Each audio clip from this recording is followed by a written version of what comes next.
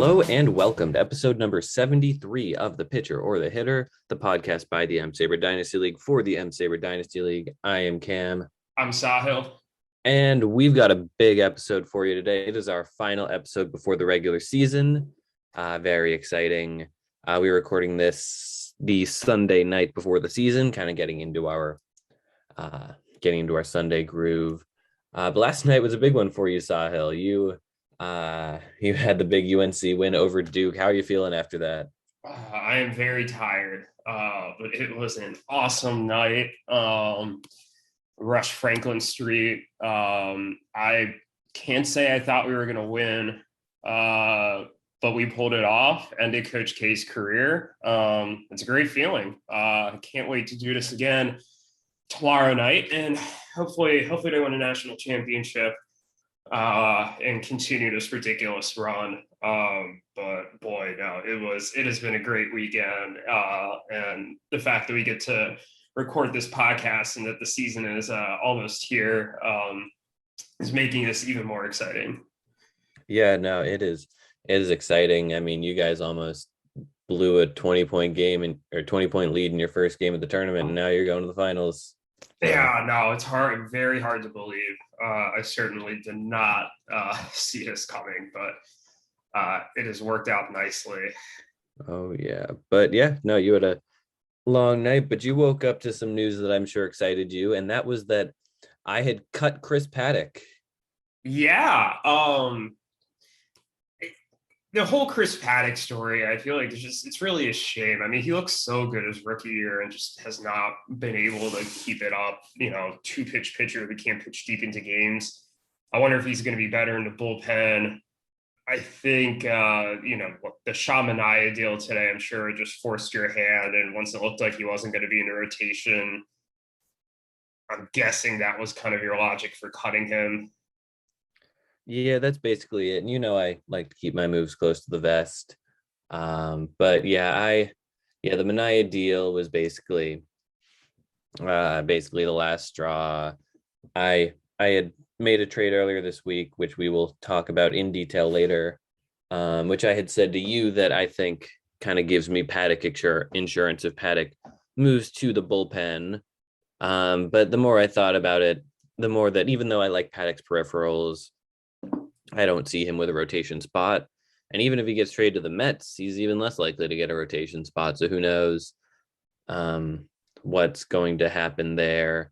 And if he's in the bullpen, at least right away, it wouldn't be like a setup man role or anything like that.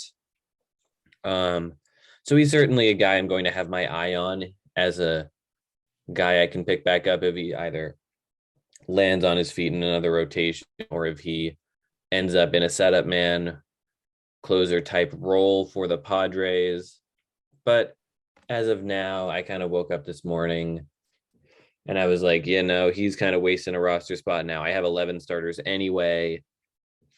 And I saw Drew Rasmussen out there and I'm like, you know what?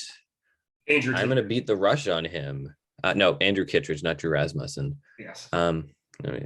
And I saw all these Rays pitchers are the same. Oh God, yeah, they're all the same person. But I saw Andrew Kittredge out there, and I was like, you know what? There's going to be a rush on this guy once everyone becomes IL eligible. I want to beat this rush. He was recently ranked the number 16 guy in saves plus hold leagues by Pitcher List. He's going to be with Pete Fairbanks and someone else hurt. He's going to be the Rays closer to start the season. The Rays are a good team. I thought it was a no-brainer to pick him up. I'm surprised he wasn't owned already, and it was just a matter of time before someone swooped in on him. I didn't have a ton going for me in my bullpen outside of Liam Hendricks. So I think this move helps my team. No, I agree. I think it definitely helps your team. I think Kittredge was definitely somebody I had my eye on. I think you're right. Paddack definitely has the talent to put it together. He hasn't put it together. And if he doesn't really have a fantasy-friendly role, there's no reason to hold on to him. I do think that Paddack is kind of a cautionary tale for two things. One, there is truly no such thing as a pitching prospect. It is, so tough to have these guys come up and kind of weather the storm, especially if you're trying to compete. And, they don't have defined roles or, they're not, pitching consistently well or pitching deep in the game. So that's definitely tough. I do think the other thing too, that's kind of an interesting dynamic for me to watch with your team in particular, is that you're kind of starting to see this wave of like prospects that you had over the last couple of years, not just come up, but also now have a year or two under their belt. So you're starting to have to make decisions on some of them. So Paddack is a good example of that. But I know, Alec Boehm is another one who you might have to make a decision on, sooner rather than later, and Joe Adele. Let's not forget, I just cut Nico Horner. Yeah, Nico Horner. That's another one. So, it's definitely going to be interesting to see how that plays out for you over the next few months. And I think, some of these players that were on your farm the past couple of years are either really going to break out or they just might not be part of your next winning team. And that's okay. Yeah, next winning team makes it sound like my current team isn't my next winning team. But well, maybe I should say your first championship winning team. Well, let's hope so. And that's a great transition. Oh, yeah. To the OOTP sim. Unless there's anything else you wanted to say about Chris Paddack. Yeah, no, I wanted to save this for later, but I think the transition's too good to pass up. Let's talk about that OOTP simulation here. So for the third year in a row, I simulated the league in OOTP. The first 2 years, Anthony defeated Ruthvik in the finals. Kind of funny. Year 3, Ruthvik makes the finals. He loses again, but this time to me. I am the champion. I think we don't even need to play a real regular season. Let's just call it like it is and declare me the winner. But yeah, no, fun time. Sean Murphy was named World Series MVP after posting a 47 OPS plus in the regular season. Oof, that makes you feel better about trading him to you. But yeah, well, the catcher position was rough for me all year. Adley, he was a little better. He had a 73 OPS plus. Interesting. Yeah, I don't know how Adley's going to do when he comes up. I can see him being okay with the bat, but nothing special, and then taking off a little later. But yeah, I posted a comment in the chat. I was like, I can't wait for Cam to lose in the semis again so we can joke that he only wins championships in OOTP sims. And I am really hoping that stands because that would be fantastic.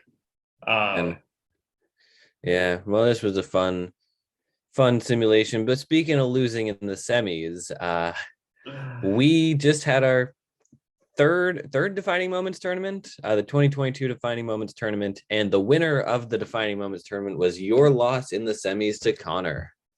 I have to say that was an A+ transition too. We were killing it on the transitions today. But yes, I personally voted against that every round for obvious reasons. But that was probably the defining moment of the league this year. I just there are several good ones. A lot that were definitely, worthy contenders, but I think this is one of the times where the league probably got it right. Who did that face off? Oh, the Scooble, not the Scooble. Why am I calling it the Scooble deal? The Torkelson Witt deal was also in the finals. And I was a very tough competitor for that. Yeah, the other two in the final four were me saying the wrong guy with my draft pick and the Rhys Hoskins no homer on the podcast. Oh, I mean, those are both very worthy candidates. I feel like the problem with the Rhys Hoskins one is I felt like you and I appreciated it more being on the podcast at the time of it. And some of our, podcast listeners who listen more frequently, I think appreciate it.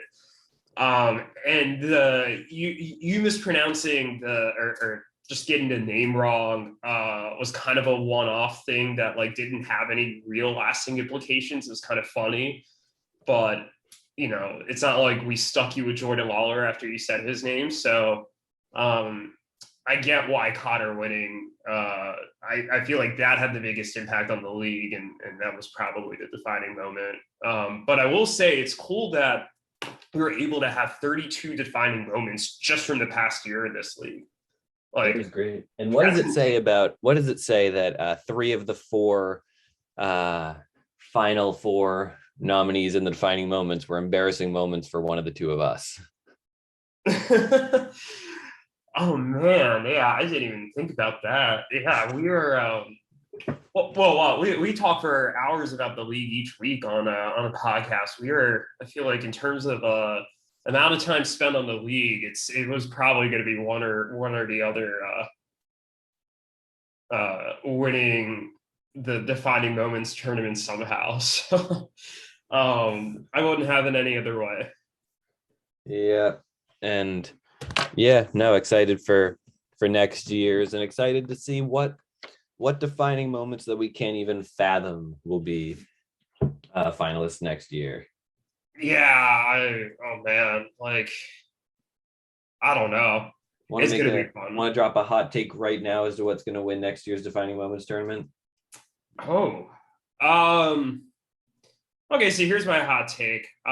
Andrew will be in the finals, and he's gonna upset Eric in the semis.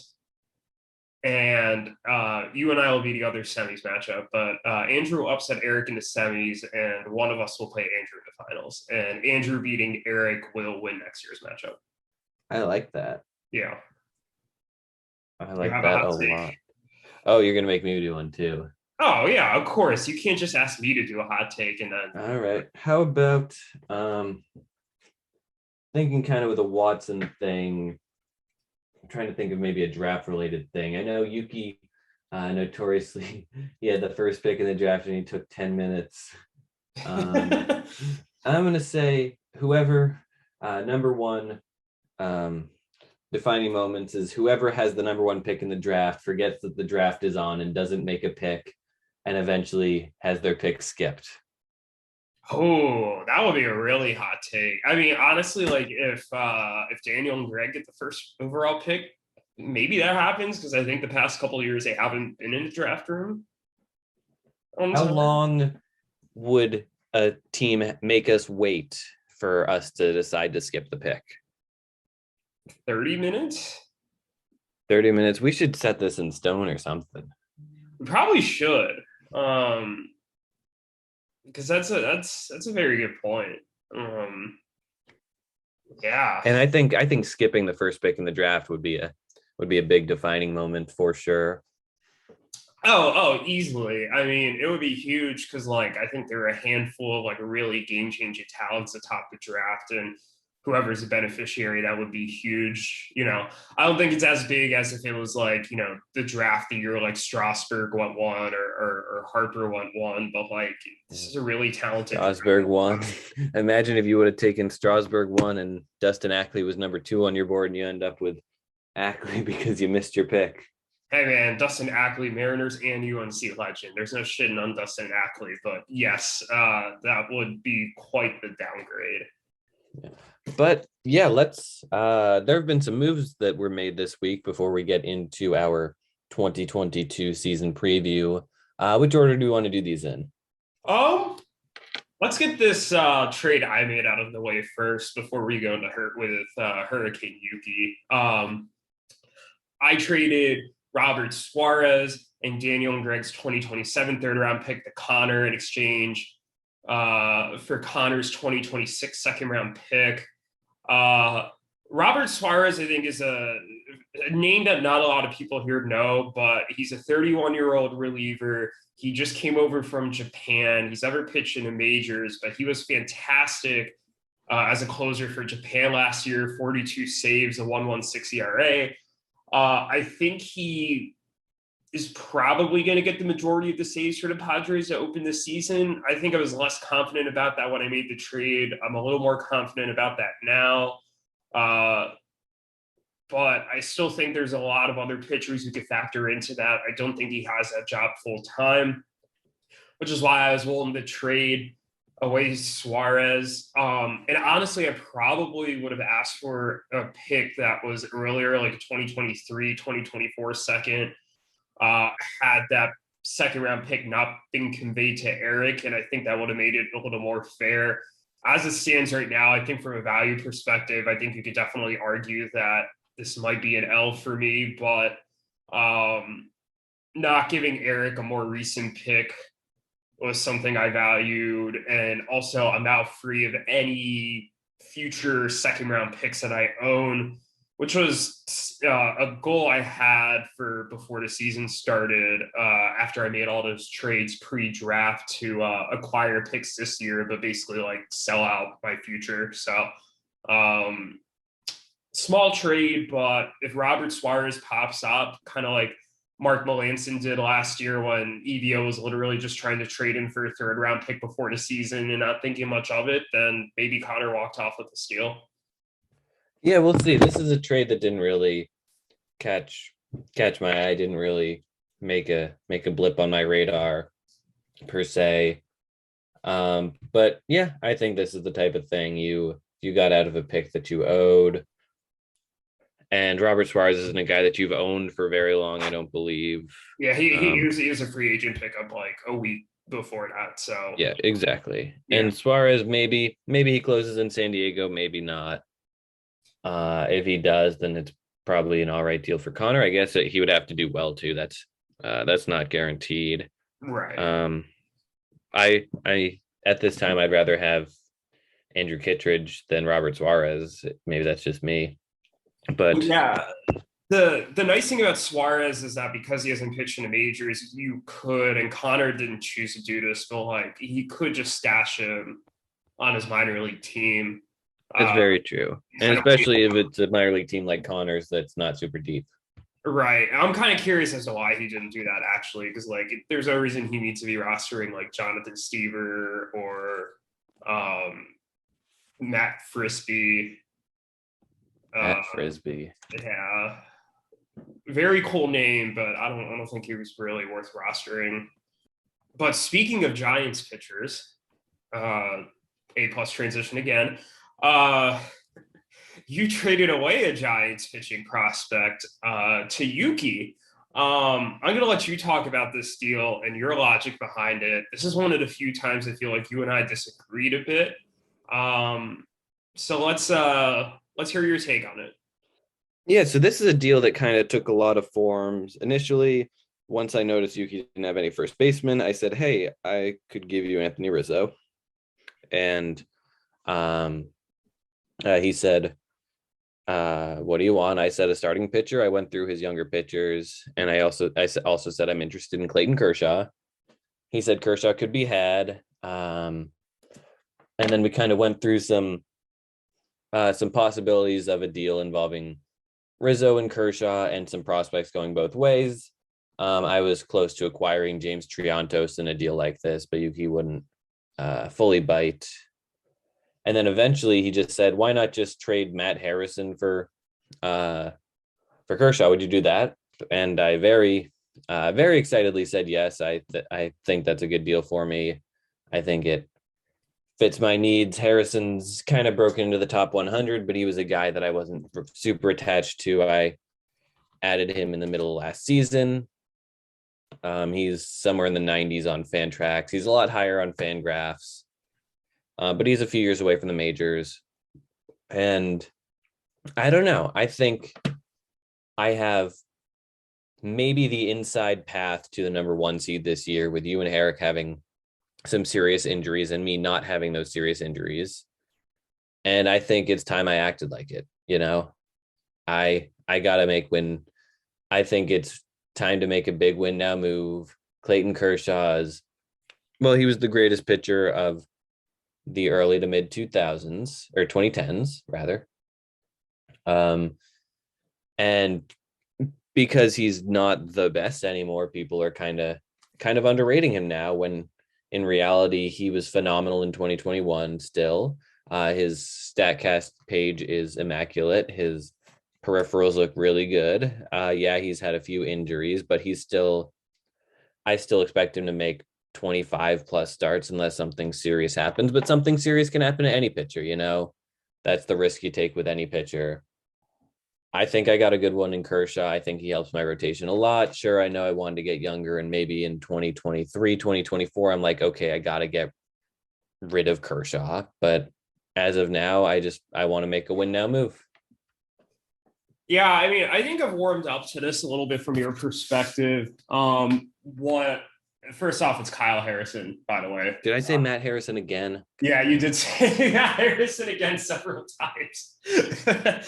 Matt Harrison is long retired, but no, Kershaw is not somebody I'm too interested in a dynasty league because of the injuries. You're right. He's great when he's healthy, but he's 34 now. He ended the season with an arm injury. The Dodgers were only willing to re-sign him to a 1-year deal, which to me suggests that they're not fully confident in him and his health. Otherwise, I think they would have committed a few more years to him because he's only, in theory, 34, and he's still pitching very well. I'm not saying Kershaw is going to be retired at the end of this year or something, but I do think retirement is closer to him than some people may think. In addition to the arm injuries, he's been dealing with some back injuries. I feel like those back injuries tend to linger, i.e. Christian Yelich. And I like the idea of you making some win now moves. I disagree with this notion that you have the inside track for the 1 seed, but I do like the fact that you're making these win now moves because you are a win now team. I just don't know if Kershaw's a guy I would have gone after to complete that objective. At the same time, I think Kyle Harrison is a really interesting pitching prospect. I know that Fangraphs has him a little higher than some of the other sites, but I think there's a lot to like about Kyle Harrison. He is in an organization that's known for their pitching development. I certainly think he has the potential to shoot up rankings. I personally, wish you had maybe traded some of your other prospects instead of Kyle Harrison to go out and acquire, a starting pitcher. But I think from a value perspective, this is probably fine. But from a personal preference perspective, I just, I don't want Kershaw in a dynasty league right now because I think he's a ticking time bomb. So not the type of move I would make, but I get why you made it. Yeah, and I don't think there are very many starting pitchers available right now. Kershaw was available, whereas I had been looking most of the offseason. I couldn't really find very many pitchers who were available. So I think for that reason, Kershaw kind of ended up being the guy I got, and I'm very happy with him. And I think Harrison's a fine price to pay. You said earlier there's no such thing as a pitching prospect. That is true. Yeah, I can't really speak out of both sides of my mouth here. And in a vacuum, I know Harrison has potential. And I know you have some depth with the pitching prospects, particularly with Grayson Rodriguez. I don't mind you trading away Harrison. It's just, I think there's a better player you could have gone out and gotten for him. I think that's more of my point. Interesting. I don't think there's a better player out there, and I think I'm happy with Kershaw. Yeah. No, I think it's very fair. That's the beauty of these trades. Everybody kind of values players differently, and that's sometimes how you get trades. Anything else you want to say about Kershaw, or do we want to jump to this next trade? No, let's jump to the next one. Yuki made quite a few trades this week. Which one do you want to talk about next? Let's just go in order here. Yuki traded Jeff McNeil to the Flex and Bellies for Greg Jones and Daniel and Greg's 2024 second-round pick. I don't really know why Daniel and Greg made this deal. I don't think McNeil's particularly good. I think there's a really real chance that he's not playing every day. the Mets have a lot of people in that infield and outfield mix, and it doesn't seem like they're going to deal from that log jam before the season starts. And Yuki just picked him off of free agency like the week before that. That second round pick has value. I think Greg Jones, I don't know a ton about him, but he's like Greg Jones is a solid borderline top 100 guy. I think he's a solid get. I think trading, he's ranked 78th on Fangraphs. I think trading one or the other of Jones or to pick for McNeil would have been an overpay for McNeil. So the fact that the bellies included both is kind of a head scratcher to me, but I think Yuki made out very well. Yeah, I agree. Yuki did a good job here. Yeah. I don't think there's much more to say about that. Let's jump to the bigger deal. This one was a lot to process. And it was it gave me vibes of that big like deal that Connor and Andrew made over COVID with like the 16 player deal. This was not quite as big or involved as big names, but just reading through this, I got some flashbacks to that.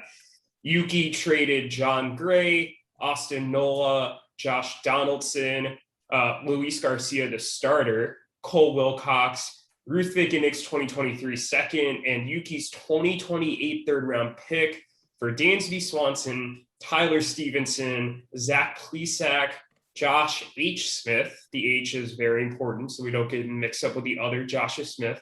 Hunter Brown and Cam's 2024 second with two very fun conditions. If Cole Wilcox changes his name to Cole Wilcock, he'll be returned to Yuki's team. And if Josh H. Smith changes his name to Josh H. Smith, he will be returned to Andrew's team. Both of those conditions will definitely find their way into next year's defining moments bracket. But what are your thoughts on this trade? Yeah, so it's an interesting one. I think it makes sense for both teams. I guess, Tyler Stephenson and Luis Garcia, I think, are the biggest names in the deal. Tyler Stephenson has more value on Yuki's team than he does on Andrew's, where he'll play first base for Yuki. But the thing about Tyler Stephenson is he's another catcher. Yuki traded for another catcher. And sure, he's a catcher who has first base eligibility, and he'll be playing first base. But I don't know if you want a catcher playing first base. He's not going to play every day. He's not going to hit like a first baseman will. Even though I do like Tyler Stephenson a lot. He hits the ball the other way. He has power to all fields. He's going to get a very high on base percentage. But at the same time, with him being a catcher, his ceiling is limited when you're trying to play him at first base. And as for Andrew, he isn't going to miss Tyler Stephenson as much as some other teams would because he's already got Will Smith and he's got Luis Garcia back. And John Gray, maybe he does better in Texas than Texas. He's signed with Texas, right? Yeah, Texas. That's what I thought. God, this offseason's been weird, hard to follow who's going where. But yeah, I think I like this deal from Andrew's perspective. And I get the deal from Yuki's perspective too. I'm not a huge fan of Dansby Swanson per se, but I think Yuki got with Yuki getting the prospects to his side, I certainly think it makes sense. But again, he needs a real first baseman. Yeah, I told Yuki.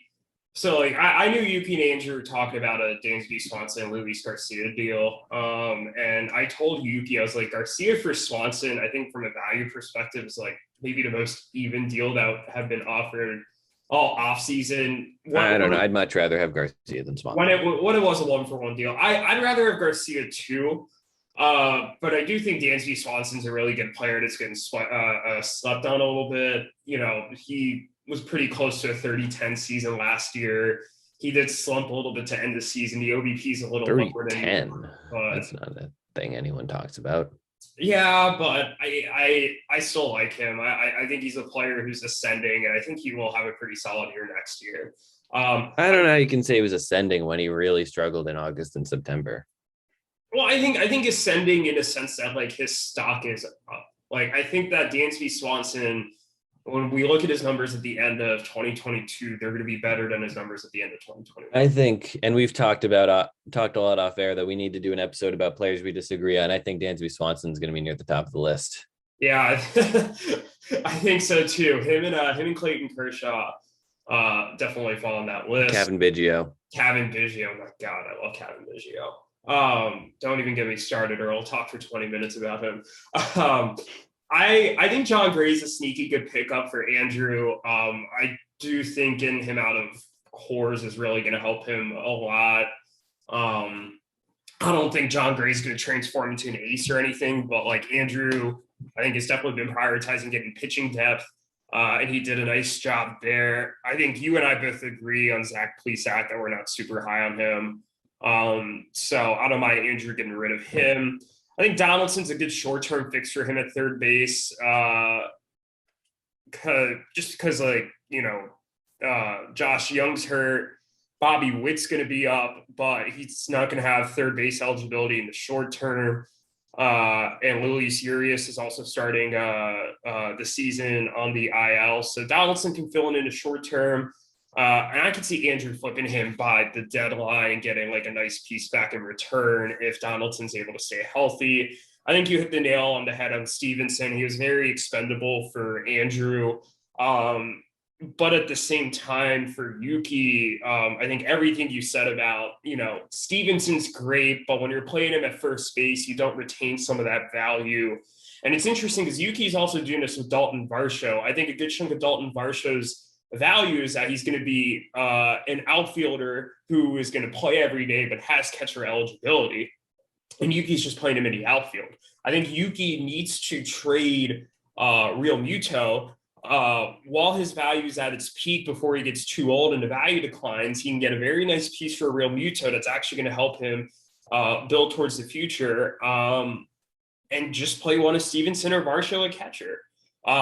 If he traded Real Muto for a younger first baseman, I think that'd be a really good deal for him. But we'll see what he does there. I think Austin Nola is pretty irrelevant. I don't think he's too much different than Christian Vasquez, who's sitting on the waiver wire. I think the prospects are basically equal. None of them really stand out to me one way or another. I think Andrew did slightly better with the picks. I think this trade represents a clear I think Andrew has a clearer vision of where he wanted to improve in this deal, and he was able to accomplish these goals by getting Garcia and Gray to help his rotation and getting Donaldson as a short-term fix for third base. I don't think Yuki necessarily made out bad in this deal, but losing Garcia is quite a big of a hit to his rotation. I kind of question the use of Stephenson. I don't think there's a real strategy for using him. If this is coupled with a Real Muto deal, I think this deal would have made a ton of sense, but it wasn't. So while I do think the value for Yuki is not terrible or anything, I think the lack of a vision for what to do with these pieces that he acquired is ultimately what made me feel a little more better about this deal for Andrew. But I don't think it's like an egregious loss for him. Yeah, we've been on the bandwagon for the last year now of Yuki needing to trade Real Muto. Yeah, and like I think I said this in the chat a few days ago. Jake doesn't have a catcher. Go and trade one of your catchers to Jake. I don't think Jake is super jazzed at the idea of picking up Christian Vasquez or Yuki for some reason owns Mike Zunino again. I made a big deal about that in the chat a few days ago too. I was just like, Yuki wants his power. I'm like, that's great. You don't need to have a guy with power that's going to hit for a 270 OBP and is your third catcher because you're not going to play him at all. You're not going to have a spot to play him at. So, and now he has 4 catcher eligible players on his roster. So just go and make a trade with the team that needs a catcher. It makes too much sense. I will say that I do think, Yuki is starting to make some moves now, and I think he's starting to recognize that he needs to trade away some of these older pieces and, Kershaw and Donaldson, but there's not a coherent strategy for trading them away and improving them. He's just trading for trading's sake. Yeah. All right. But Yuki was making a lot of trades, and it's definitely exciting to see him make a lot of moves. It definitely came out of nowhere. I will say that. Definitely. Yeah. Yeah, absolutely. But is there anything else we want to talk about before we start breaking down this upcoming season? Uh, no, why don't we start breaking down this upcoming season? I can't believe it's finally here. Um, do we want to take a short break or do we just want to jump into it? Let's take a short break. All right. We will be back. Tengo tantas cosas que agradecer, pero me paralizo si pienso que no hay deuda que no se pague ni plazo que no llegue. All right, we are back. And we're going to start here at the season preview. We're going to do something a little fun this year. I went through everybody's win totals from last year and basically put them as over-under questions. And Cam and I are going to give our reasoning for why we think they are going to finish with more wins, fewer wins, or the same number of wins as last year. Ties counted as half wins when calculating this. And because we were only doing a 20-game regular season this year instead of a 21-game regular season like last year, I took 0.5 wins off of everybody's total just to kind of stay even with that. We're going to start with the team who finished with the fewest number of wins last year. That was Daniel and Greg's team. Cam, over under 4.5 wins for Daniel and Greg's team. It's tough. I really don't want to go under 4.5, but it's hard to see this team going over. So I'm going to call it a push to start. Yeah, I also called it a push. My logic for that is like, I don't think they really did much to improve this offseason. I think the moves that they made were pretty minor. I mean, Jack McNeil was kind of a small potatoes move. And who else did they get? Like Owen White and some of the picks they acquired are not really going to factor into the majors this year. I'd say in particular, I'm really worried about Cody Bellinger. He's looked awful to spring training. He's been striking out left and right. And if they're counting on him to bounce back to help stabilize an outfield, I have a feeling they're going to be pretty disappointed. We'll see. I don't really see where they improved, but I also don't really see where they got worse. So push made sense. Yeah, I think you're right. I just think this team needs to commit to something, whether it being a rebuild most likely or making moves to retool and build around guys like Mullins and Brian Reynolds that they added last year. But I think they need to do something. Yeah, I agree. It's definitely a long overdue. I do think that they were trying to add some pieces in the offseason. I think Daniel believes they're a win now team. I disagree with that characterization. I think it's probably more strategic if they start to rebuild. I mean, I feel like the gap between them and some of the teams we're talking about competing for the 6th seed is pretty large. But yeah, let's talk about the other team that we kind of associate here at the bottom. That's Yuki's team. Over under 5.5 wins. I'm going to give them the under. I think Yuki is kind of torn down from his major league team, especially recently trading away Garcia and Kershaw. I think Yuki's kind of entering more of a rebuild as his playoff appearance in 2020 gets further and further in the rearview mirror. He still has a lot of pieces I like, but I am going to take the under 5.5. Yeah, I don't have much to add. I think it's going to be an under. I don't think it's going to be significantly under. Like, I feel like maybe he finishes with like 4.5 or 5 wins instead of 5.5. But this is one of the worst teams in the league. I mean, if not the worst roster. And I don't really, with his commitment to tearing down, I don't really see how he improves over that 5.5 win total. I think you're right. Next up is Andrew. Andrew started last season very hot. He was the 6th seed like midway through the season and then slumped badly down the stretch. He finished with 6 wins, so over under 6 wins. I think Andrew's an easy over. I think he's a sneaky good team. His young rotations just got even better with Luis Garcia. He's got some good young pieces, a great farm system that's kind of getting closer to the majors. I mean, Bobby Witt Jr. especially. Yeah, I think over, and it didn't take me particularly long to think of that. Me neither. This was one of the easiest decisions. I also said over. I think it's going to be significantly over to 6 wins too. Like I think he could be pushing like 10, 11 wins somewhere around there. Maybe it requires a couple things to break right and some developments from some of his young players to get there. But I think Andrew is set up very nicely. I don't know if this is going to be the year that he breaks into the playoffs and really starts competing. But I feel like I also said that about Connor for a good chunk of last year, where I thought last year wasn't going to be his year, but the 2022 would be the year that he was really ready to compete. So it wouldn't surprise me if Andrew is. But he's got a lot of really fun young pieces to work with. And if he's not a playoff team this year, or if he's not reaching that 10, 11 win threshold, like I just mentioned, I think the future is still bright and he has nothing to worry about. So yeah, that's a pretty easy over for me.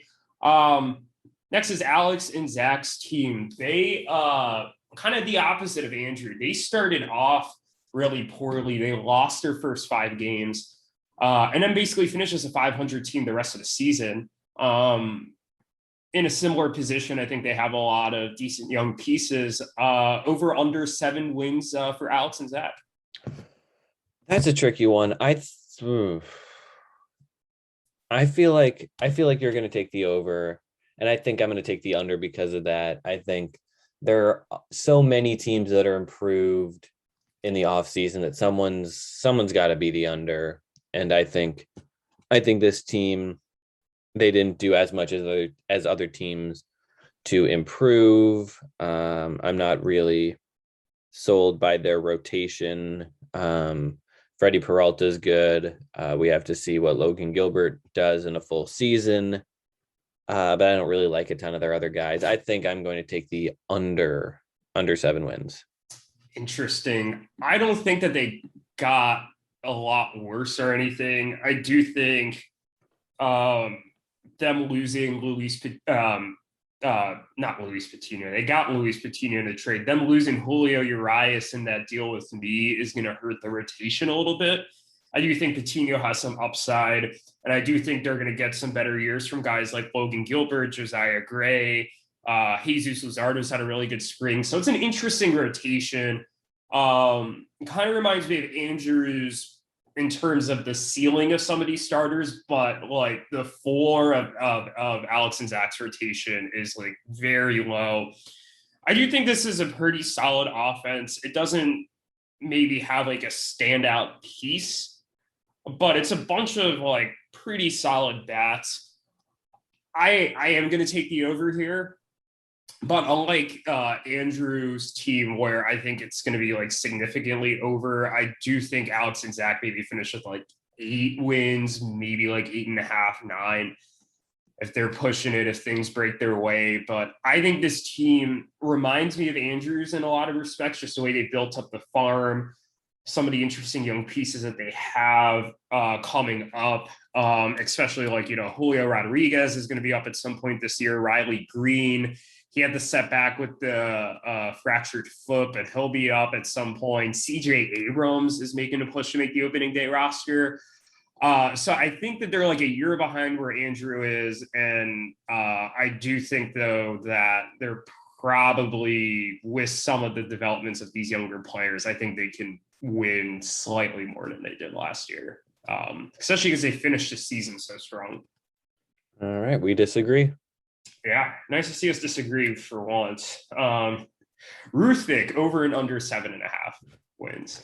I think I got to take the over. So much went wrong for this team last year. I think we talked a lot of times, we've spent a lot of time on the air talking about the flaws of this team, but I think 7 wins, or however many they won last year unadjusted, was kind of a worst case scenario for Ruthvik and Nick's team, and I think they'll bounce back a little bit. Maybe with DeGrom being hurt, that changes things.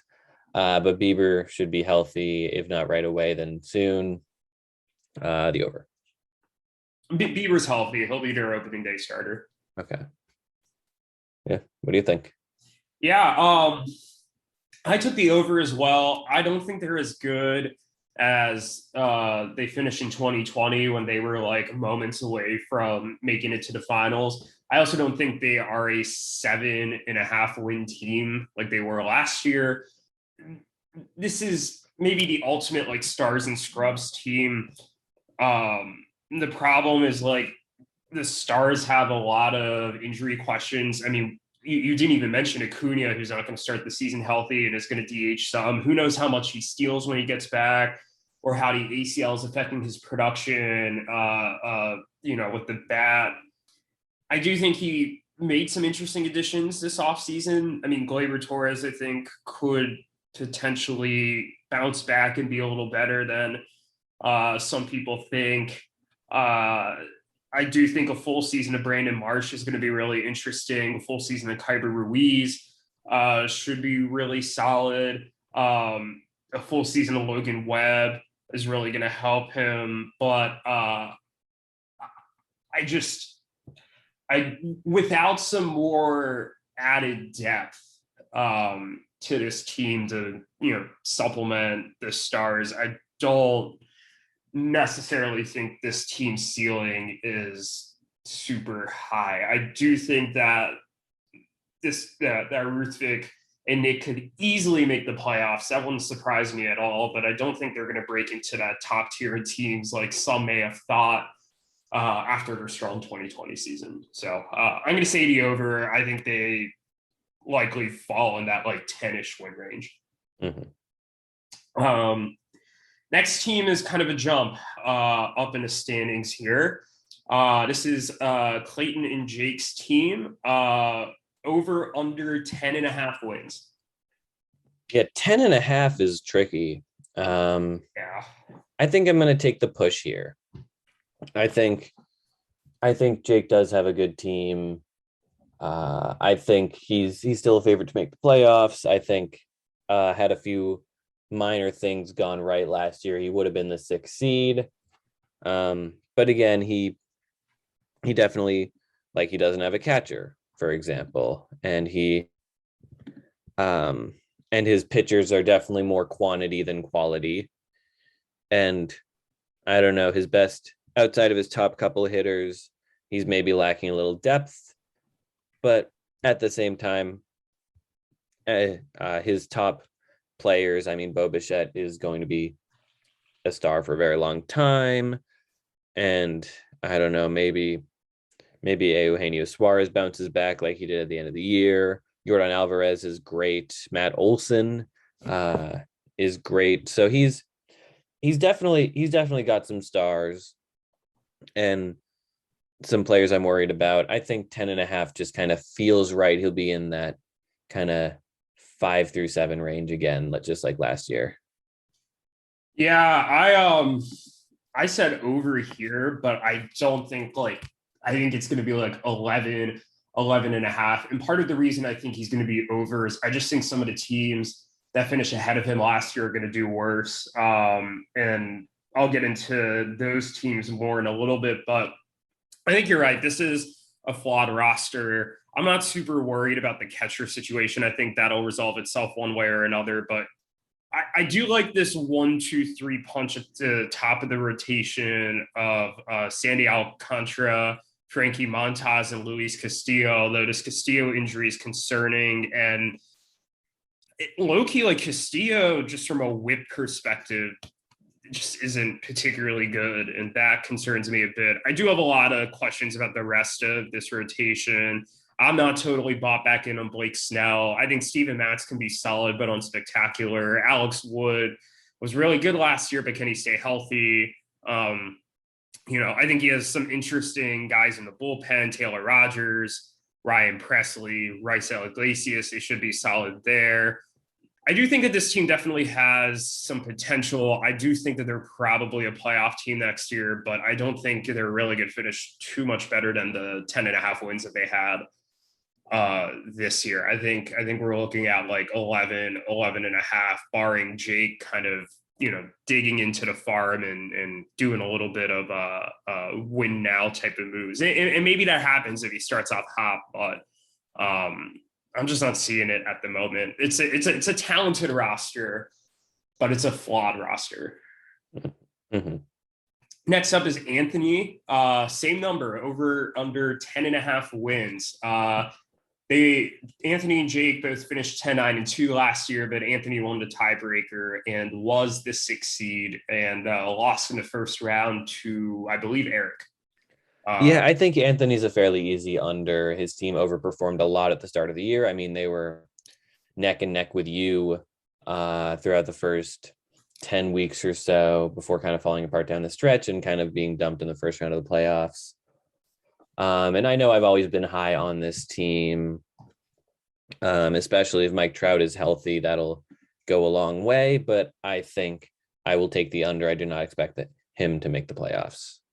Yeah, I'm taking the under too, and this is one of the reasons I picked Clayton and Jake for the over. Is it's I think that Anthony is definitely going to have fewer wins. He took advantage of a really easy start of the schedule last year, and I think pretty much won every game in our since deleted division. We no longer have divisions. He beat everybody but me. And then basically played slightly under 500 the rest of the way, but the 6 wins he got early on was enough to kind of sustain him. There's some pieces on this roster that I like. A healthy Mike Trout, like you said, is going to go a long way, but his third base situation isn't great. He has Jonathan VR. The first base situation isn't great with Carlos Santana and Miguel Sano. I think the outfield is lacking a little bit of depth.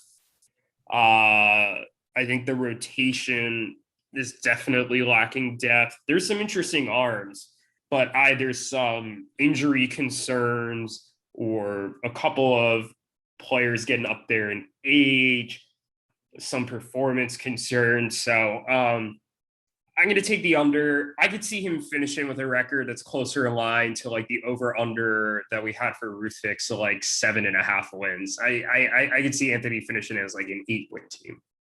Mm-hmm. Yeah. This next team was one of the most interesting teams last year. This is EDO. I put the over-under for them at 11 wins. They did not finish with 11 wins last year, but when I broke those ties up, they had 6 ties that I took into account once I got rid of one of their ties because we're playing one less week. So that added 3 losses to their total, but it also added 3 wins. So over under 11 wins for EDO. I think I'm going to take the under. Zane kind of tore down a little bit from his major league team this past year. He's added to his farm system.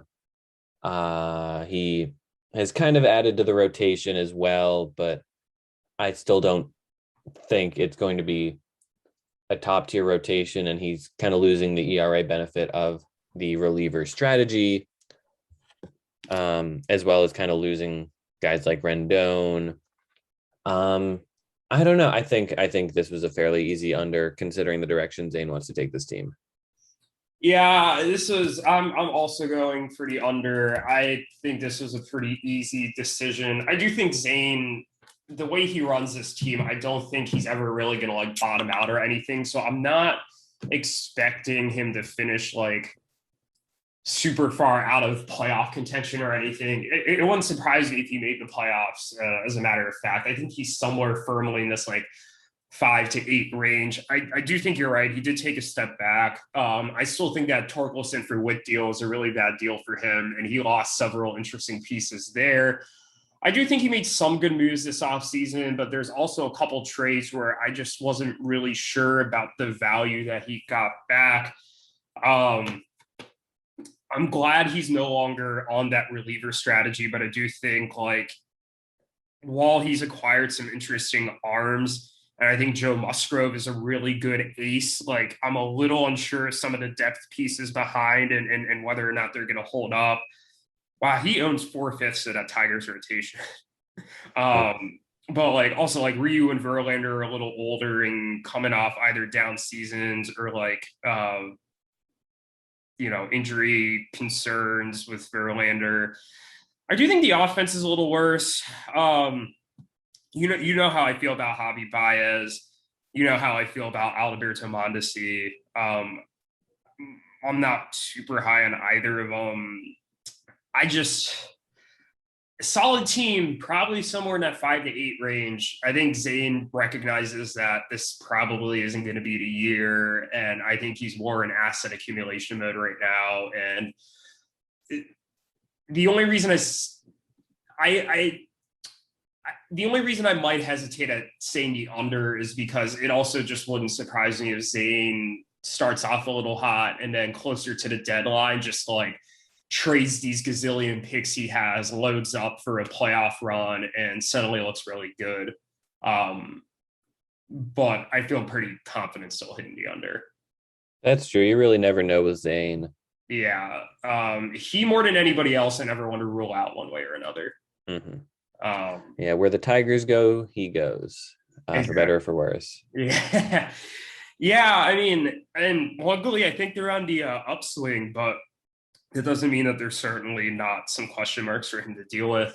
All right, let's move on to Connor.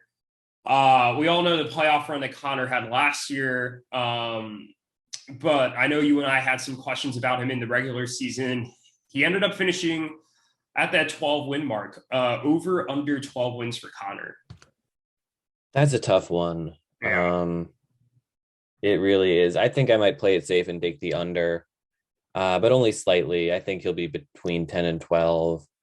A lot of things broke right. I know I've talked a lot about how I don't expect Sal Perez to match his output from last year, but also Connor had a good team before he acquired Sal Perez.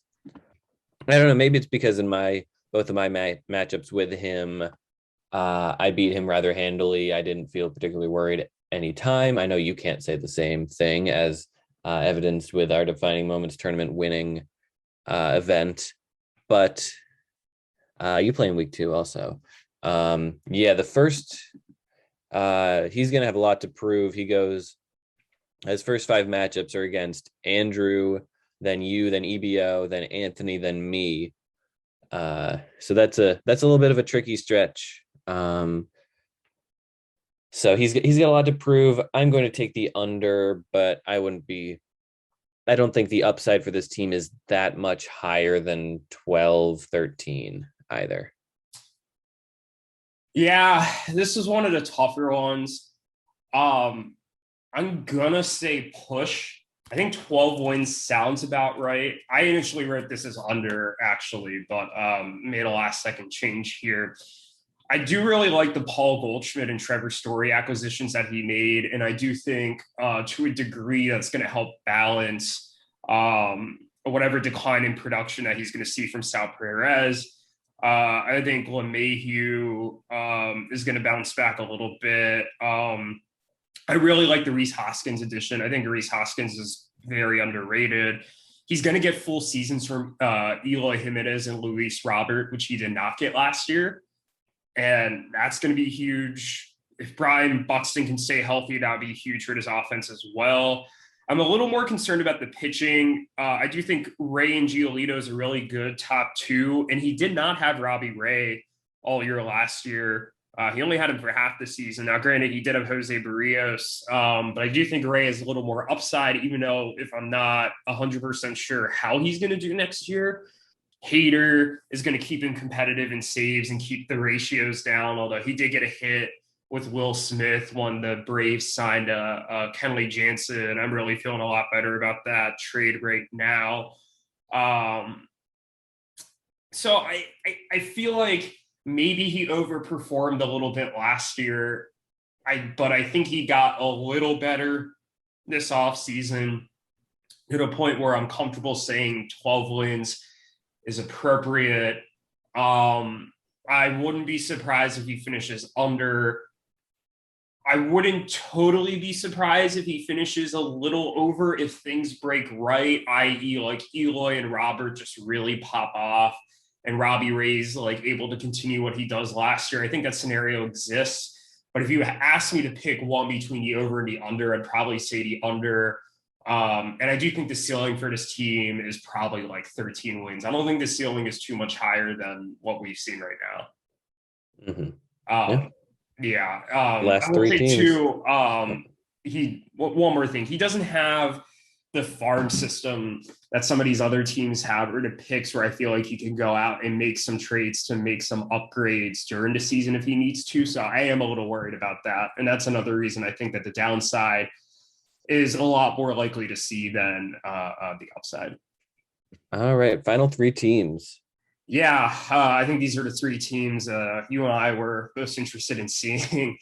Eric, he won the league last year after not making the playoffs in 2020. He was the 3 seed, finished a game and a half behind you, 3.5 behind me in the regular season, but he beat Anthony in the first round, beat you in the second round, and in a matchup that was one of the more highly anticipated matchups of the season, and then defeated Connor pretty easily in the finals. Eric, over under 13.5 wins. Where do you have him? That's another tricky one. God, yeah, 13.5. I think I'll take the under. His rotation is very injured to start the year. And you know, I gotta feed the rivalry a little bit. I'm going to say under. Man, yeah. This was a tricky one for me. Just to go a little more in depth on the injuries here. Chris Sale looks like he's going to miss some time with a rib injury. He has not resumed throwing as of Saturday.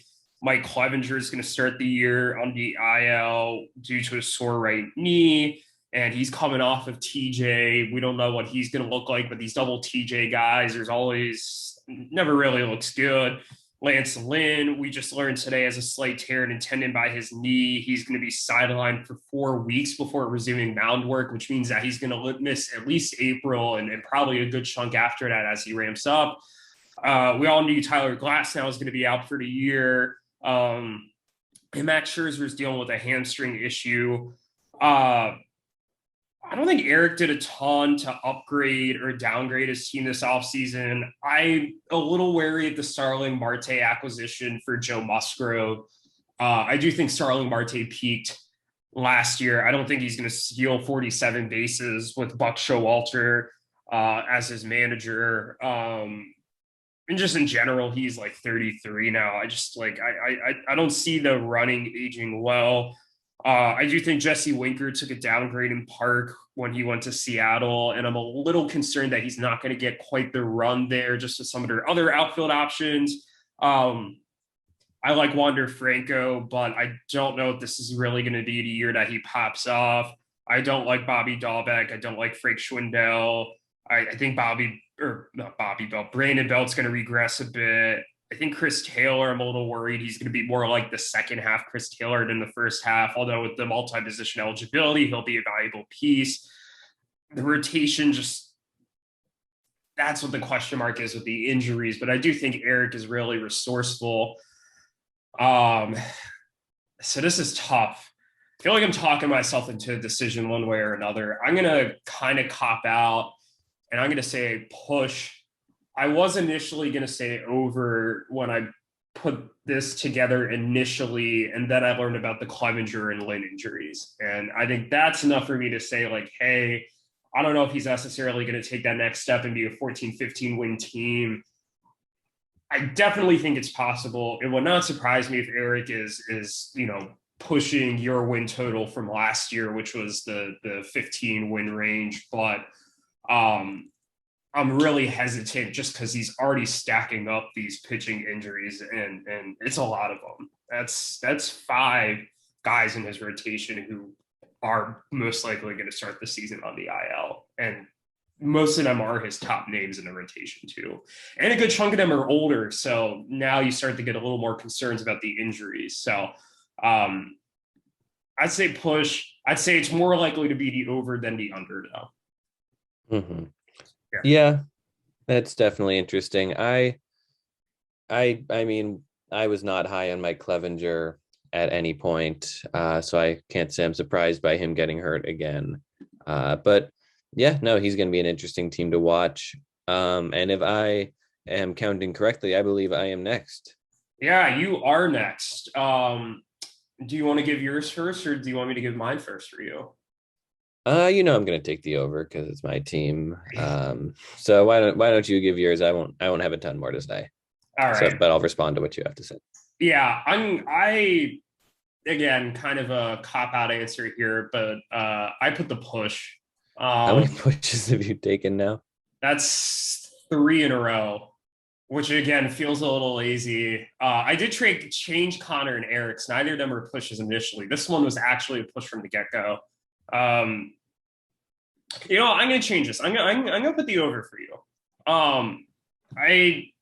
You made a comment earlier that you had the inside push or the inside chance for the number 1 seed. I still disagree with that. But I do like a lot of the pieces that you have on this team. I think a lot of the reason I'm projecting the over for you, and it's close, because I think when we're at this high of a win total, it's not like I think you're going to pop off like 3 or 4 more wins. That basically means you go close to undefeated, which is why I think the higher up we get, the easier it is just to say push for teams that we don't think have really, done too much to make themselves significantly better or significantly worse. But I think the reason I'm going to lean the over here is that I do expect there to be some development from guys like Hellenic, and maybe Adele or Bohm, but I do have some concerns about both of them. I do think Rendon could be an interesting player this year. I think he's better than he did last year, but he also needs to stay healthy. You're going to get a healthy Noah Syndergaard. You're going to get a full season of McClanahan. Wheeler should still be good. I think Darvish, maybe he's a little better. You're going to get a full season of Tyler Mahle. You acquire Kershaw if he stays healthy. I think that rotation is going to be a little better. I do think you will have some prospect reinforcements that should improve your team too. And I'm also projecting bounce back seasons from guys like Francisco Lindor. Chris Bryan should have a better season just being in Colorado.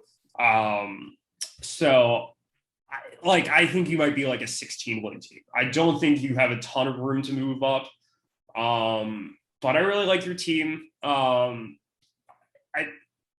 think most of the improvements that your team is going to make is probably going to come from the development of the players that you already have, as opposed to any of the offseason acquisitions that you made. While I think Rendon and Kershaw are meaningful pieces that are going to help, I think it's the continued development of guys like Hellenic and Bohm and Adele that's really going to add to your ceiling, or kind of keep you where you're at. Yeah, you basically said it, and I've basically said everything there is about my team over various points. I think my rotation is better, and I think Chris Bryant being in Colorado helps my team a ton. And I don't know, I think a lot has broken right for me this offseason, with the exception of Chris Paddack, I guess. But that really can't be said about some of the other top teams. So I think I'll take the over, and I'll say right now I'm going to declare on the podcast that I'm going to make the finals this year. Yeah, I mean, it wouldn't surprise me if you meet the finals. I would definitely like you to keep losing in the semis because that's hilarious to me. But it's happened twice. It's not a pattern. Yeah. If I lose this year in the semis, I'll call it a pattern, but it's not a pattern. I will say you're seeing the inside track right now and that things are breaking for you. A lot could still happen. You could have 4 injuries within the first week and suddenly things look really different. I mean, it's, maybe I'm playing a little bit of a devil's advocate here, but I think there's a lot of reasons to be confident about your team right now. I do think you're the healthiest of some of these top tier teams, but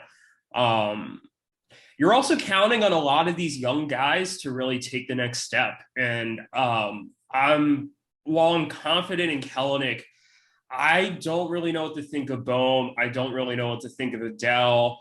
Paddack's a guy you already cut. Horner's a guy you already cut. I'm not totally sold on guys like Vidal Brujan and Jeter Downs who you're going to have come up this year. And I think you're going to be forced into some tough decisions with some of these younger players. All right, but I think you are up.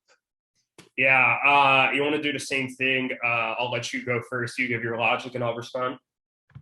Yeah, I'll take the under because I still think you're the favorite, but I really don't think there's as much. There's not any higher to go for your team really in terms of regular season success. And I think a few things broke right for you in the regular season last year.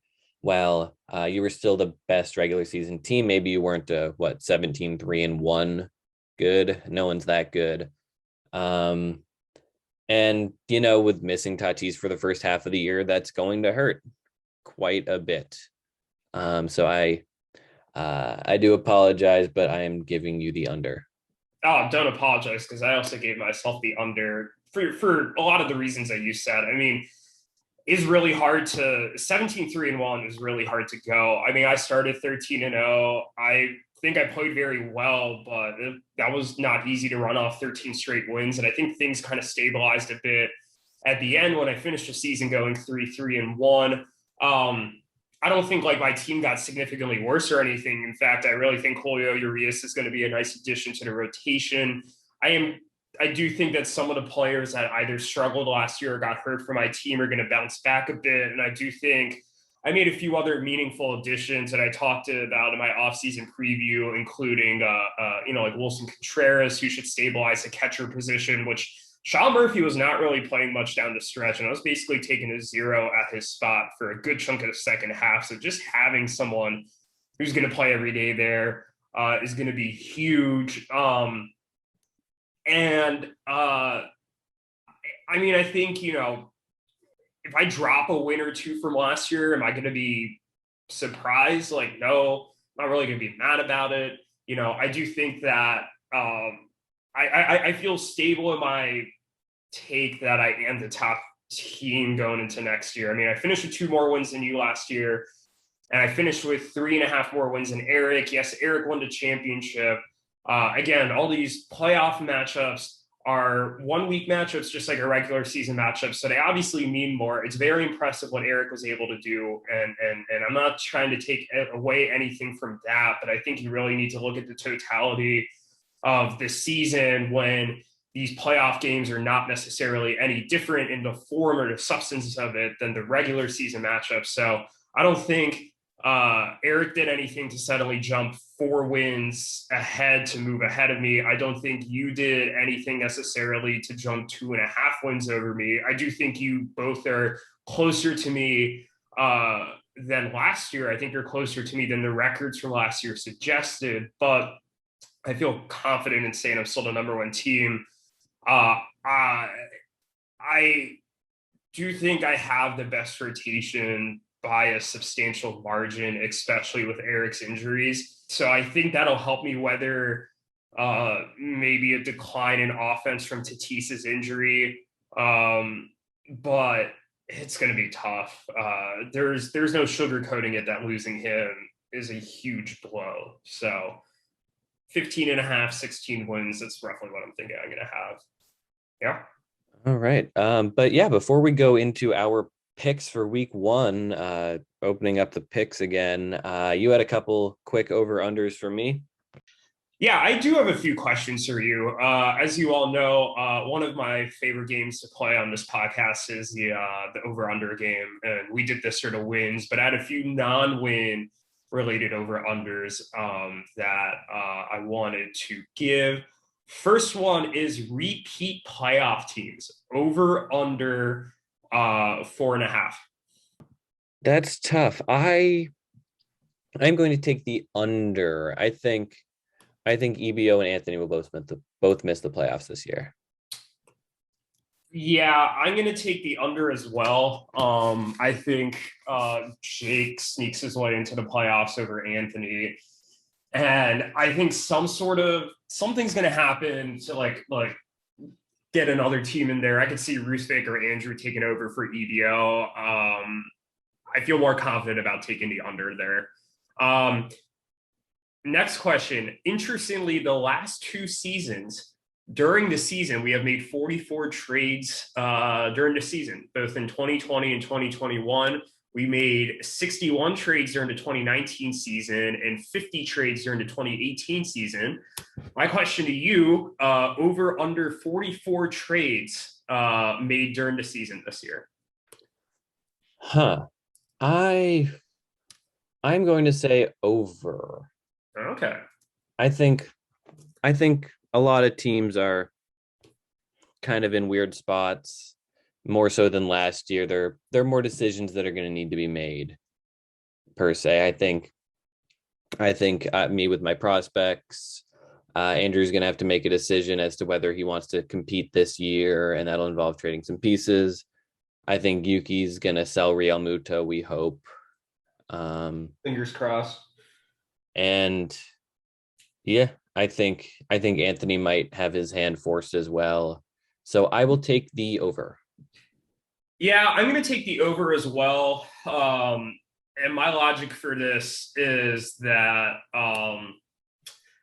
we made 20 as of the time of recording, we've made 27 less trades this offseason than we did the offseason before. Now, a lot of that was COVID fueled, but I think that helped kind of settle some of the situations that you described, or the versions of those situations from last year. So I do think that we're going to see an uptick. And if the recent trades that we just talked about are any indication, unlike some of the prior years, I don't think we're going to shy away from making early season trades necessarily. I think teams are a little more confident in who they are, where they're willing to maybe make some more aggressive moves to start the season, or maybe take some moves to take their foot off the pedal and to start to resolve some of the questions that you mentioned. So I'm going to take the over there. I don't think it's like a lot more over. I think it's probably in that 50-55 range, but I definitely think it's the over. This one's not an over-under question, but it is trade related, so I'm asking about it here. EBO just dominated the trade market this offseason. I think they made like half or more of the deals. I should have pulled up the exact number, but it's a ridiculous amount. You know that I also make a lot of trades. There's a lot of other teams who have been involved in some high-profile trades this offseason. Who makes the most trades during the season? It's you. Of course it's going to be you. You always make the most trades. How could I pick against you? I'm going to pick against me. I'm going to pick EBO because I think Zane made a ton of trades this offseason, and I think he's going to keep it up because I think this team is truly sitting in the middle, and I think he's going to figure things out one way or another. He went on his big trade binge. Now he's been on like a few months trade break other than the Joey Votto deal, and I think he's going to come back with a vengeance. I'm going to say it's him. And I feel weird not picking myself, but I had to make a bold prediction at some point, right? We are bold here. Yes. Semis over or under for Connor. If you're picking the over, that means you think he's going to lose in the finals or win the championship. If you pick the under, that means you think he is going to make it to the quarters, but no further. And if you push, that means he loses in the semis. Ooh, I'm going to take the under. I think he'll make the playoffs, but as like a 4 or 5 seed, perhaps. I don't know. I mean, the push is probably the easy answer, but I think he's more likely to miss the semis than to make the finals. So I'll take the under. I'll take the under as well. I think that last year what we kind of saw is that 3 teams broke away, and then Connor was like the best of this like mid-tier by like a fair margin. I do think that mid-tier of like Jake, like Ruthick, EBO, all those teams have kind of caught up to him a little bit. And that combined with just like random stuff can happen in a week, I feel more comfortable picking the under, even though I do believe Connor's going to be a playoff team again. These next 2 questions are going to be, next 3 questions really are going to be interesting. Oh my God, how many questions do you have? These are all the same. And this Okay. is basically me asking you to predict the playoffs without asking you to predict the playoffs. Semis over under for me, you, and Eric. AKA, you're going to have to pick one of us to not make it to the finals. And which one are you picking to not make the finals? I think Eric's going to miss the finals. I mean, and we talked about this off air. I think we both agree the finals is going to be me versus you. We both think that we both pick ourselves to win the finals. Yeah, I'll push 2 for Eric. I'm going to say, no, you know what? I'm gonna say the over for Eric, because I think you're gonna finish in the semis again, because I think that's funnier. I think I'm an over for semis, and I think you are the push. Interesting. So and just because I think it's hilarious when you think that. I just want this pattern to be a thing. I want this semis pattern to be a thing. And I'm going to speak it into existence. It's not a thing. So you're going for the over for me then, and the over for you, and a push for Eric. You're right. All right. Last question. This one is a very fun one. The number of different catchers Yuki uses this season, over under 6.5. 6.5. I like this question. Well, let's look to see. I guess Austinola doesn't count because he has traded him away. But he got Stephenson back, so he has Real Muto, Stephenson, Zunino, and Dalton Varsho on his roster already. So he already has 4, assuming he doesn't cut one or trade one before opening day. Okay, he already has 4. Gabriel Moreno will be up soon. Shea Langoliers might be up soon, but I'm not convinced he'll use him right away. Patrick Bailey's kind of might make the majors this year too, right? God, I don't know. With Joey And Barney then- for Casale there, I don't know. at some point. But just because he makes the majors, that doesn't mean Yuki calls him up. I think it'd be funny to take the over. I think 6 feels right. So that would mean the under, but I want to be on the record as having taken the over. So I'll take the over. I love that. I realized after I came up with the number like just off the top of my head, and I was like, I wonder if I should have done like 5.5. I feel like 5.5 would have made it easier to put say the over. But Yuki, I'm gonna take the over too, because Yuki's gonna like add somebody randomly. Like I didn't expect him to pick up Mike Zunino. He's gonna make some like weird acquisition randomly for a catcher. Like Andrew's gonna cut Austin Nola and Yuki's gonna pick him right back up, like something like that. And I think he's gonna take the over. And even if it's not the over, I'm not even gonna be mad, because I really want to pick the over for this. I think 6.5 feels about right. You know, there's he's got 4 on his team. Gabriel Moreno will be on his active roster at some point this year. He's going to use a random guy off free agency. That's 6. And then there's probably a 50% chance he calls up Shea Langoliers at some point this year. That's 6.5. Fair. Yeah. I don't think you're wrong. It's going to be fun. I love this for Yuki. Please trade Real Muto. You know, if he does trade Real Muto, I bet he gets a catcher back, because that's what he's going to want. He's going to keep that catcher. So that could also be it. But yeah, those are my over-under questions. Is there anything else you would like to say before we jump into our week 1 preview? No, let's do it. What is the order we're going to do the matchups in? We don't, I think what we do, we have, how are we doing this?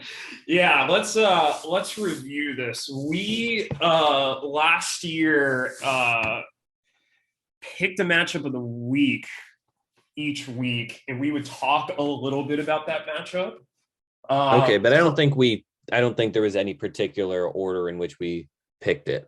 No, there wasn't. I usually just kind of went down the list when I would click the scoreboard on the app. And sometimes like I would pick the easier matchups first and then pick some of the harder ones after that.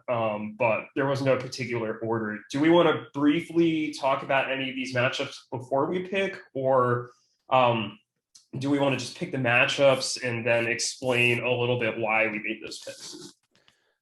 Yeah, and we don't even really need to go in detail about the picks, but I think the big matchup of the week, week one, there are a lot of good ones, but it's got to be you versus Eric, right? That's two of the top three teams. Yeah, this was kind of an unlucky draw here. This is going to be a really interesting matchup. As we mentioned earlier, Eric's missing a lot of starting pitching to start out with, and I wonder how that's going to affect him. Right now he's projected to have Dylan Cease, Patrick Sandoval, Corbin Burns, Shohei Ohtani, Adam Wainwright, Oscar Yanoa, assuming he wins the job, Pablo Lopez, and Aaron Ashby if the Brewers decide to go for a six-man rotation. And even if they do, I'm not sure Aaron Ashby really pitches deep enough into the game. There's some potential there, especially with Corbin Burns, and I think Wainwright's going to be solid, but it definitely lacks some of the depth that gave him a comparative, advantage compared to most teams in the rotation before. I'm missing Tatis. I might be missing Austin Meadows. And I will be missing Jack Flaherty. I'm not as concerned about missing Jack Flaherty because I think that the rest of the rotation is going to cover him. We talked about how big of a loss Tatis is. It's going to be a good matchup. It's going to be close. I think it's going to come down to the wire, and I feel like you could pick either way. And I know who I'm going to pick, but was there anything you wanted to say about this matchup? No, just that this is the first ever Dynasty Belt matchup now that since it became a thing. Ooh, yeah. We need to talk about the belt each week. Yeah, we will. We'll talk about the belt each week. Who has the loser's belt? The loser's belt is held by EBO, which means that my matchup is a matchup for the loser's belt. I love that. Do you want to talk about that matchup quickly, or do we want to just jump into the predictions? Let's jump into predictions. All right. Yeah. That's what we did last year. We usually previewed one matchup of the week, then we did predictions. Let me find last year's standings for our predictions. As y'all may recall, Cam and I did predictions for every matchup last year. I went through and kept track of them, as well as who we picked. We are both coming off of losing streaks here because we both picked Connor in the finals. And in fact, we both picked wrong the week before that too, as we both. That's right. If I recall correctly, I picked Connor because I figured you were going to pick Eric. So I wanted the chance to pass you in the standings, but you also picked Connor. I was going to pick Connor from the get-go because I was like, you know what? He just kept upsetting people. I was like, why not? I was like, maybe the Magic lasts one more week. But you and I had not made a correct prediction since the quarterfinals when you correctly predicted that Eric would win and that Connor and EBO would tie, and I picked Eric to win and EBO to win. And EBO lost. So I finished the season with 78, 34, and 19. You finished the season at 72, 32, and 27. You kind of trailed me pretty much all season. You never really caught up. Maybe a couple of weeks you had small gains, but for the most part, I had the pretty decent size lead the entire season. But it is a fresh new season, a new set of predictions. Who is going to go first? You can go first. I think you were normally the person who started last year. All right. I'm going to save my matchup for Eric for last, but I'm going to also postpone saying who I think is going to win your matchup. I think Anthony is going to beat Daniel and Greg. I think Jake will beat Yuki. I think Alex and Zach are going to beat Rusvik. And what's going to be a really close matchup, but I think no DeGrom and no Acuna is going to make the difference there. I think that Connor Eric is a really interesting matchup to open this season. And this one's gonna be close. But I'm going to give Connor the benefit of the doubt coming off a really good season. I think he's going to narrowly win, but I do think it's going to be close. I do think you're going to beat Zane. In low-key, I could see it not being close. It wouldn't surprise me if you end up winning like 8-4. Even though EBO had the proclivity to tie last year. And I'm going to pick myself over Eric. For me, it really just comes down to Eric's like a third or almost half of his rotation is hurt. It's going to be like a 6-5-1 win. I'm not going to be surprised if Eric pulls out the W. I mean, it is a 10-day matchup, which we have to keep in mind. And Eric is a wizard at streaming, and he's going to have even more opportunities to stream. And especially he's going to have the open spots to do so with the injuries. But I know Tatis is hurt, but I think my offense can overcome the Tatis injury a little better than he can overcome 4, maybe 5 starting pitchers being out. So those are my picks. I am going to say that Anthony will beat the Bellies. I am going to say that Jake will beat Yuki. Andrew versus Connor is a tough one for sure.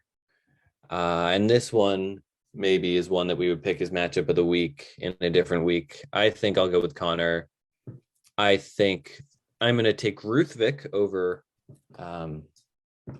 Alex and Zach. I think that team just on paper is better even with the injuries. For my matchup, you got to go with the tie when it's EBO. Oh, I think I'm the better team, but the tie is drawing me in. With EBO's proclivity to tie in baseball, with my recent tie-ishness in hockey, every single matchup in the past 9 weeks has been really close, I think. Down to the last day, 7 or fewer categories won by the winning team. Yeah, I think this is screaming tie for me. And finally, I think you're going to beat Eric, or just kind of, you say that Eric's proclivity to stream will help him. But in his 2 long matchups from last year, he had a tie and then he lost to me. So I'm not sure that necessarily that's something that is guaranteed to help him. And I think you're the better team. So those are my picks here for week number 1. It's good to be back. Yeah, it's great to be back. So just to review, I'm picking Anthony, Jake, Alex and Zach, Connor, Cam, and myself. And you're picking Anthony, Jake, Ruthvik, and Nick over the attendees, Connor, yourself and EBO to tie, and then you're picking me. You got it. All right. We'll see how this goes this year. Who do you think you're gonna finally beat me in a pick'em season? Finally. Like it's been a streak, huh? Yeah, it's been a full year, man. Yeah, I don't know. There's only one way to find out. Maybe I'm bad at picking. Maybe it was just a down year for me. Love it. Yeah, before we go, anything else you want to say? Any hot takes you really want to make before the season starts? Anything else you want to say to wrap up the last offseason episode for now of the Pitcher to Hitter? No, just let's go do the baseball. It's been 1 week since you looked at me. Cock your head to the side and said I'm angry. 5 days since you laughed at me, saying get back together, come back and see me. 3 days since the living room. I realized it's all my fault, but couldn't tell you. Yesterday you'd forgiven me, but it'll still be 2 days till I say I'm sorry. Hold it now, I want to hoodwink. Does it make you stop think? You think you're looking at Aquaman? I summon fish to the dish, although I like the show. This podcast is good.